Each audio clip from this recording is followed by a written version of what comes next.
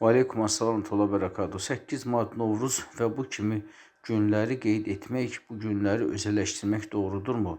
Əgər insan bu günləri qəbul etmirsə, təbrik etməzsə, o zaman ona o günlər münasibətilə ona təbrik edilibsə, hədiyyə alıblarsa, bu zaman insan nə etməlidir? Ümumiyyətlə, xeyirli gün kimi qəbul edib təbrik etmək, o günü özəl gün kimi keçmək hansı günlər aiddir.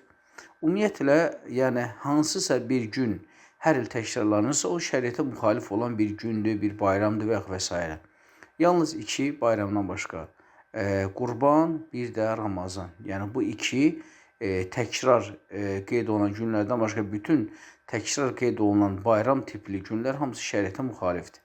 Orada ola bilər ki, həmən o bənzətmələr, o günlərin qeyd olması, ola bilər həmən günlər kitab əhlinə müvafiq olsun, ya Yahudilərə, ya Xristiyanlara, ya da ola bilər ki, qeyri-İslami, yəni səmavi dinlərə nisbət olsun, otpərəstlərə və və s.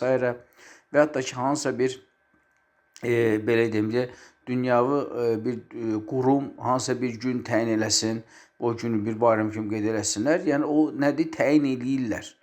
Yəni həmən qurum, həmən təşkilat, həmən dövlət, həmən kitab əhli, həmən o kafirlər o gün təyin edir, onu bayram kimi təyin eləyirlər. İstəyir adını istəyirsən gün qoy, istəyirsən bayram qoy. Bu da şəriətə müxalifdir. Çünki bu şəriətə müxalif olmasaydı, Peyğəmbər sallallahu aleyhi və səlləm Mədinəyə gələndə görür ki, Mədinə Yahudiləri Fironun, Musanın qövmünün Firondan azad olan günü bayram edirlər. Yəni, əgər icazəli olsaydı, Allah Rasulunu təsbit eləyərdi, təsdiqləyərdi, inkar eləməzdi, iqrar eləyərdi.